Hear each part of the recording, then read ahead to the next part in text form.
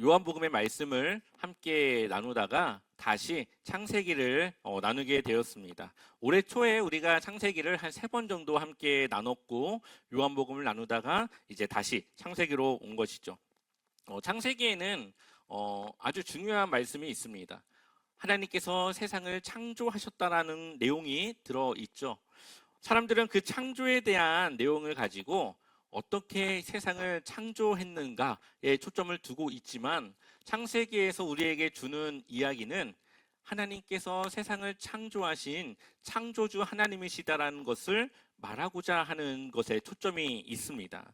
그렇기 때문에 우리가 이러한 창세기를 나눌 때 어떻게 이 세상이 창조되었는가도 중요하지만 그것보다 더 중요한 것은 하나님은 바로 세상을 창조하신 하나님이시다라는 것을 바로 알려주기 위한 책이라는 것을 기억해야 됩니다. 보통 창세기는 모세가 기록한 걸로 알려져 있죠. 그것을 기록한 시기는 출애굽한 이후 광야 생활을 하는 중에 이 모세 오경을 썼다라고 볼 수가 있습니다. 이것을 쓴 이유는 무엇일까요? 이스라엘 백성들의 그 마음과 생각에 하나님이 어떠한 분이신가를 전해 주기 위한 것이죠.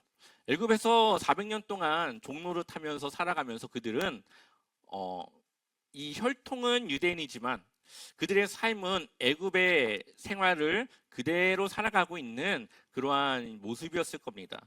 애굽의 많은 우상들을 그들은 알고 섬기고 그것을 보고 자랐겠죠. 그러나 그들을 출애굽해 주신, 그들을 애굽에서 인도하신 분은 하나님이시고 그 하나님은 그들이 알고 있던 우상들과 다른 차원의 유일하신 분이라는 것을 모세는 그들에게 알려주고 싶었고 그 시작이 바로 이 세상을 창조하신 이 세상의 주인이신 하나님이신 것에부터 시작을 하게 되는 것입니다.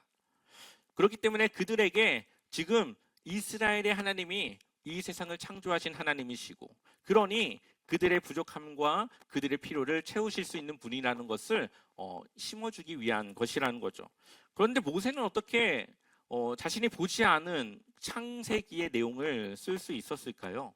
여기에 대해서는 많은 주장들이 있지만 대체적으로 우리가 좀 받아들일 수 있는, 무리하지 않고 받아들일 수 있는 것은 일단은 이 아담에서부터 구전으로 전해져 오던 내용이 있었을 것이다. 그리고 모세가 하나님께 받은 그러한 영감, 그리고 그때 당시에 있었던 그런 기록들을 토대로 이 창세기의 내용을 썼을 것으로 보고 있습니다. 그래서 이때 당시 이 주변 나라에도 창세기에 나오는 이야기들과 비슷한 신화들이 존재했습니다. 그렇기 때문에 그들이 들은 이스라엘 백성들이 이 창세기라든가 그런 내용들을 통해서 들었던 그런 내용들이 어떻게 보면 이들에게 생소하거나 아주 먼 이야기가 아니라 그들이 이미 익히 들었고 비슷한 내용들을 알고 있는 상태에서 이 내용들을 모세가 다시 하나님의 관점에서 썼다라고 볼 수가 있겠죠. 주변에 비슷한 이야기가 있었다라는 것은 하나의 사실이 존재했고 그 사실이 다른 사람들에 의해서 왜곡되거나 변하게 되었다라는 것을 이야기하는 겁니다. 그렇기 때문에 창세기에서 하는 이야기들이 사실이라는 것을 그 이야기들을 통해 어떻게 보면은 증명이 될 수 있다라는 거죠. 그렇게 해서 모세는 그러한 하나님을 다른 우상들과 다르신 분이라는 것을 이 창세기를 통해 우리에게 또 이스라엘 백성들에게 전해주고 있습니다. 그렇다면 다시 오늘 말씀으로 우리가 넘어와서 우리가 한번 이어서 말씀을 나눠보도록 하겠습니다. 우리가 살아가면서 한 번씩, 아니 어쩌면 매일 이런 생각을 할 수도 있겠습니다. 하나님은 정말 내 삶을 인도하고 계실까? 아무리 내가 뭔가를 하려고 해도 되는 일도 없고 주변 사람들을 보면 나만 안 되는 것 같은 그러한 생각을 우리가 가질 때가 있습니다. 아마 어른들도 그렇겠지만 이 시대를 살아가는 많은 청년들은 더 그럴 겁니다. 취업을 위해서 여러 가지 할 것들을 다 했음에도 그들이 지불한 노력의 대가가 돌아오지 않기도 합니다. 그들이 볼 때는 어쩌면 세상은 불공평하죠. 누군가는 노력을 하지 않았는데 잘 살고, 누군가는 열심히 노력해도 잘 안 되는 세상이 바로 지금과 같은 우리가 살아가는 세상이기 때문에 그렇습니다. 왜 사람들은 그러한 막힌 길을, 하나님을 믿지만 왜 어려운 삶을 우리는 살아가고 있을까요? 그런데 한 가지 위로가 되는 것은 성경을 보다 보면 하나님을 잘 믿고 하나님의 축복을 받았다 하는 그러한 사람들도 어려움과 막막함을 경험하며 살아갔다라는 것입니다. 그러한 것을 보았을 때 우리의 삶에 어려움이 있지만, 내 삶에 막막함이 있지만, 그것은 하나님이 나와 함께하지 않다라는 것이 아니라 함께하고 있지만 하나님의 필요와 하나님의 인도하심 속에 그러한 일들을 우리가 마주할 수 있다는 것을 우리에게 보여줍니다. 그리고 그 대표적인 사람이 바로 오늘 우리가 나눌 창세기 25장과 26장의 말씀에 나오게 됩니다. 오늘 저는 에서와 이삭이라고 하는 두 사람을 통해 우리의 삶이 어떻게 하나님 앞에 온전히 나아갈 수 있는가를 함께 나누고자 합니다. 먼저 창세기 25장을 보면 두 사람이 나오죠. 에서와 야곱입니다. 에서와 야곱은 쌍둥이지만 너무나도 다릅니다. 에서는 사냥을 좋아했고 야곱은 집에 있는 것을 좋아했습니다. 어느 날 에서는 밖에서 사냥을 하고 아주 힘이 빠진 상태로 돌아오게 됩니다. 근데 때마침 야곱이 팥죽을 끓여놨고 그것이 몹시 먹고 싶어서 그것을 달라고 하죠. 그러자 야곱이 이렇게 말합니다. 창세기 25장 31절 말씀 같이 읽어보겠습니다. 야곱이 이르되 형의 장자의 명분을, 아멘. 그러자 그 에서가 너무 배가 고픈 나머지 알겠다고 합니다. 그리고 33절을 보면 야곱이 이르되 오늘 내게 맹세하라. 에서가 맹세하고 장자의 명분을 야곱에게 판지라. 아멘. 어떻게 보면 장자의 명분이라는 것을 돈으로 주고 살 수 있는 것은 아닐 겁니다. 그러나 우리가 말하는 이 입의 말은 효력을 갖고 그것이 결국은 야곱에게 넘어가는 것을 우리는 볼 수가 있죠. 그리고 에서는 자신이 그때 이 팥죽 한 그릇에 자신의 장자의 명분을 판 것을 후회합니다. 그래서 그가 그의 아버지 이삭에게 이렇게 말하죠. 36절 말씀 우리 한번 더 읽어볼까요? 에서가 이르되 그의 이름을 야곱이라 함이 합당하지 아니하니이까 그가 나를 속임이 그것이 두 번째니이다. 전에는 나의 장자의 명분을 빼앗고 이제는 내 복을 빼앗았나이다. 또 이르되 아버지께서 나를 위하여 빌 복을 남기지 아니하셨나이까. 아멘. 결국 에서는 자신의 장자의 명분도 빼앗겼고 야곱이 줄 수 있는 축복의 권한도 야곱에게 빼앗겼습니다.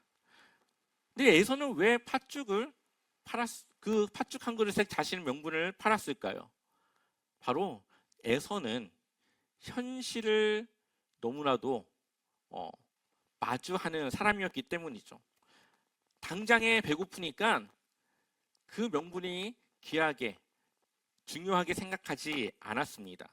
그래서 그것을 너무나도 쉽게 넘겨버린 것이죠. 저는 많은 그리스도인들이 에서와 같은 삶을 살아가고 있지 않나 생각을 합니다. 당장의 안정을 위해서 현실과 타협하고 믿음을 잠깐 뒤로 한 채 현실을 살아가는 것이죠. 하나님의 약속과 하나님에 대한 믿음으로 그 순간을 기다리고 인내하기보다는 당장 내가 할 수 있는 것을, 당장 내가 얻을 수 있는 이익을 내가 취하는 겁니다. 특히 많은 청년들은 일단 지금 취업을 위해 모든 것을 전념하고 취업이 되면 그때 하나님을 믿겠다라고 하기도 하죠. 바로 이것이 에서와 같은 모습이라고 볼 수 있습니다.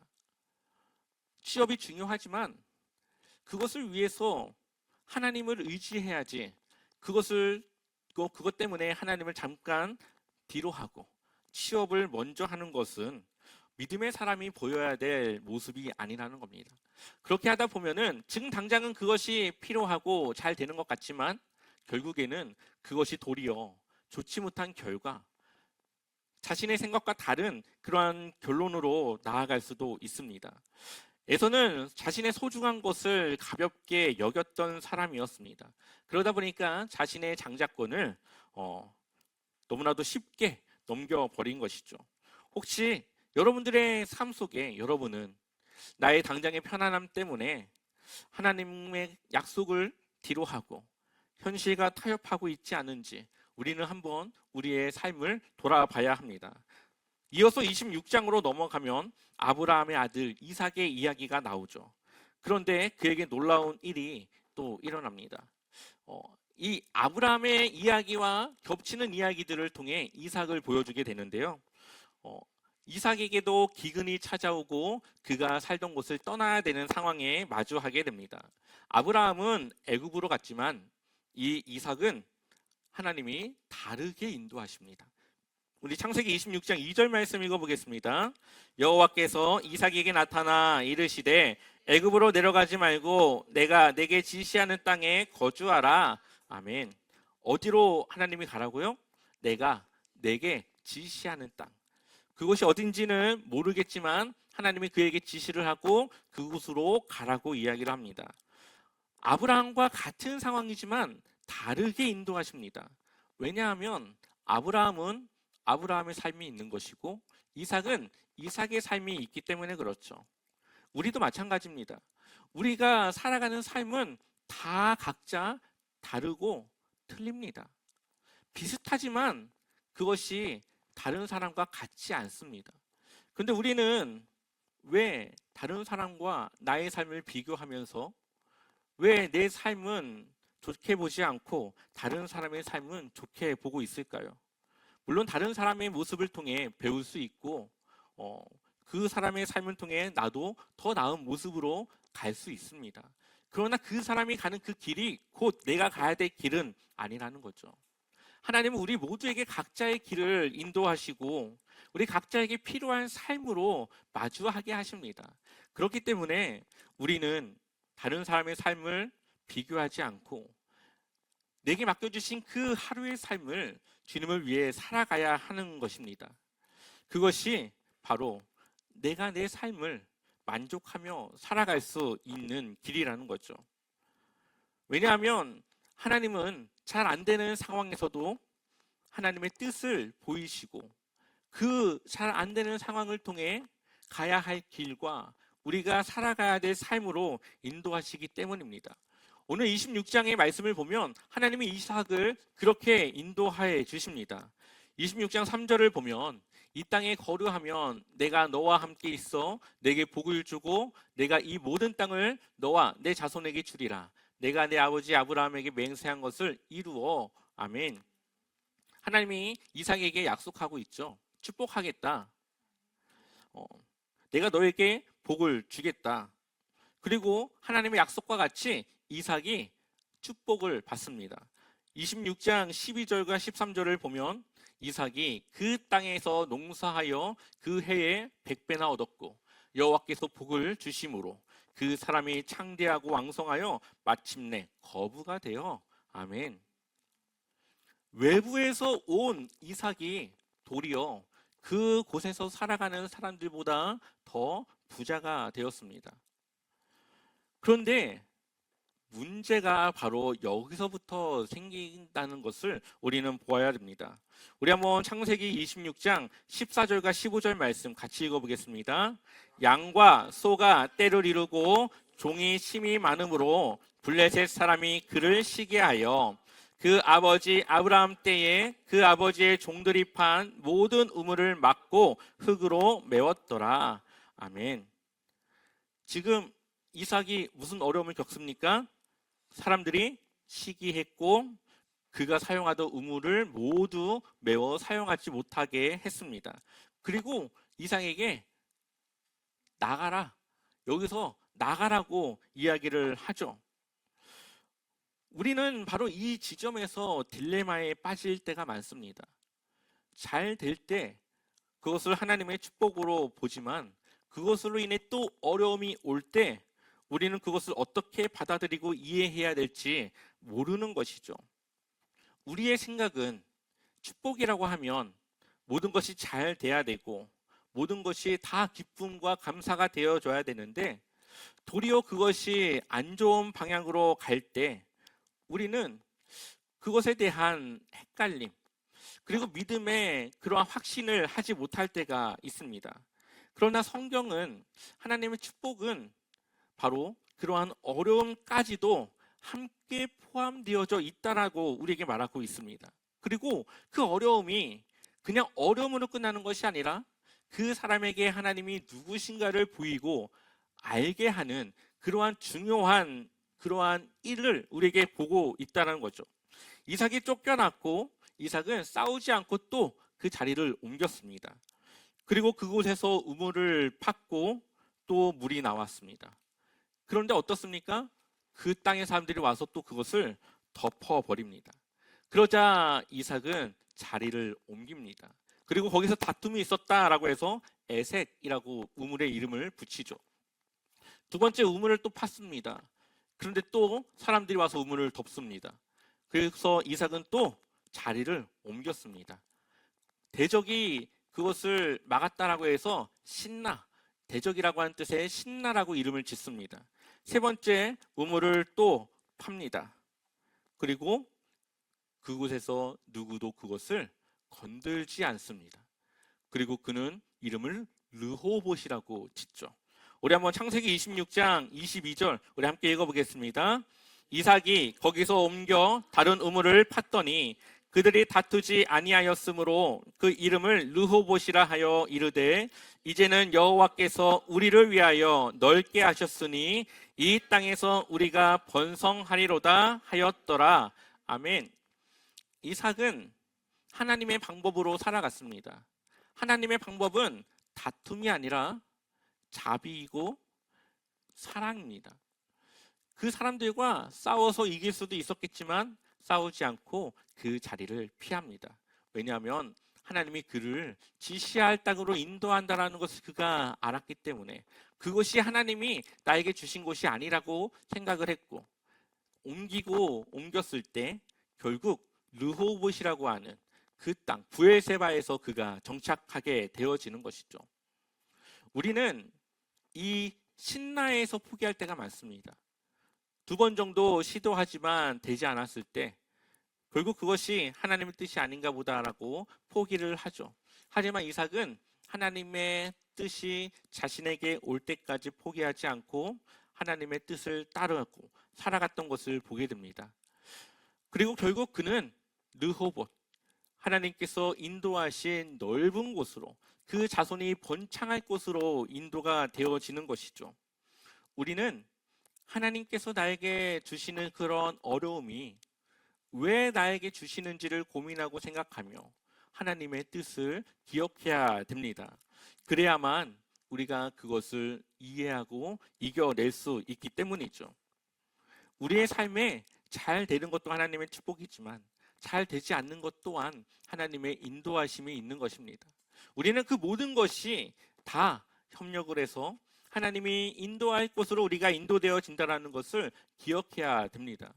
바로 이러한 과정이 있었기 때문에 하나님은 그가 가야 할 브엘세바로 인도가 되었고 그곳에 정착할 수 있었다는 거죠. 이삭은 그 우물을 이제는 자신의 것으로, 그리고 그곳에서 정착하게 됩니다. 하나님을 믿는 믿음은 인내하는 것이고 그 말씀에 순종하는 것입니다. 혹시 지금 여러분들의 삶이 막히는 것 같은 생각이 있습니까? 자꾸 실패하는 것 같은 그러한 생각을 하십니까? 그렇다면 지금 여러분들의 상황이 애색일 수 있고 신나일 수 있습니다. 하지만 그것을 기다리고 인내한다면 하나님은 여러분들을 르호봇, 결국 넓은 곳으로 하나님이 인도하여 주실 것입니다. 한 가지 기억해야 될 것은 이 이삭은 하나님을 온전히 따르고 믿었다라는 거죠. 여기서 우리가 중요하게 봐야 될 것은 바로 창세기 26장 24절의 말씀입니다. 우리 한번 같이 읽어보겠습니다. 그 밤에 여호와께서